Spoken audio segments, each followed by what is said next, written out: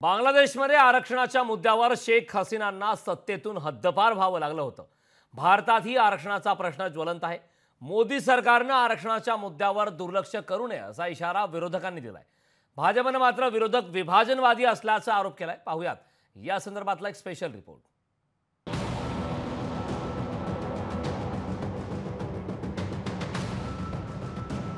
आरक्षणाच्या मुद्द्याकडे दुर्लक्ष केल्यास भारतातही अराजक।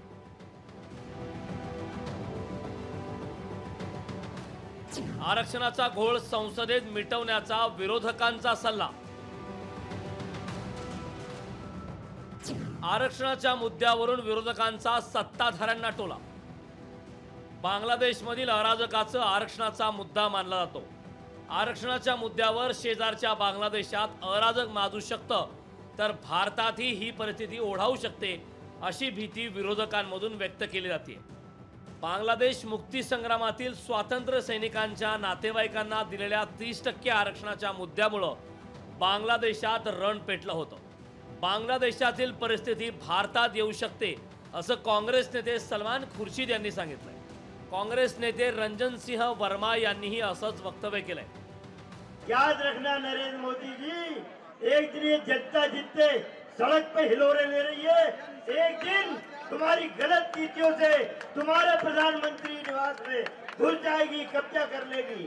अभी श्रीलंका में हुआ, पहले श्रीलंका में जनता प्रधानमंत्री के घर में घुसी, अब बांग्लादेश में घुसी। अब भारत का नंबर है।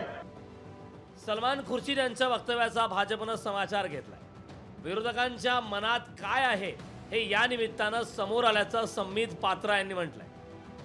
कि इस देश में आग लगेगा, इस देश में दंगे होंगे, इस देश में प्रधानमंत्री जी के ऊपर हमला होगा, तो वो क्यों कहते थे? और जब विदेश यात्रा में राहुल गांधी जाते थे और कई लोगों से चोरी चुपके विदेश में जाकर मिलते थे और भारत के खिलाफ वहां कह के आते थे, तो आज मालूम पड़ रहा है आखिरकार मनसा क्या थी। ही खुर्शीद आणि गँग जी आहे ना, काँग्रेसची गँग जी आहे, अर्बन नक्षल आहे, 2014 पासून आतापर्यंत हेच करतेत।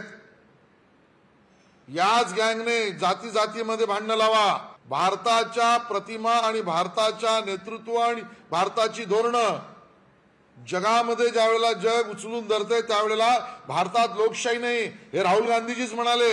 ही यांचीच मंडळी आहेत। भारतात हरियाणात जाट आरक्षण, राजस्थानात गुज्जर आरक्षण, गुजरातमध्ये पाटीदार समाज, तर महाराष्ट्रात मराठा समाजात आरक्षणाच्या मुद्द्यावर असंतोष आहे। आरक्षणावर संसदेतच तोडगा निघेल, त्याकडे दुर्लक्ष करून चालणार नाही असं उद्धव ठाकरेंनी सांगितलंय। मणिपूरमध्ये अजून तसंच पेटलेलंच आहे। काश्मीरमध्ये सुद्धा हिंदूंच्या हत्या होत आहेत आणि आता बांगलादेशात जर मोठ्या प्रमाणावरती होत असतील तर केंद्र सरकारने ताबडतोब पावलं उचलून तिथल्या हिंदूंचं रक्षण केलं पाहिजे। ही जबाबदारी पूर्णतः आपल्या केंद्र सरकारची आहे। कारण जर शेख हसीनांना तुम्ही इकडे आश्रय देत असाल तर बांगलादेशमधल्या या हिंदूंची रक्षा करण्याची जबाबदारी तुमचीच आहे।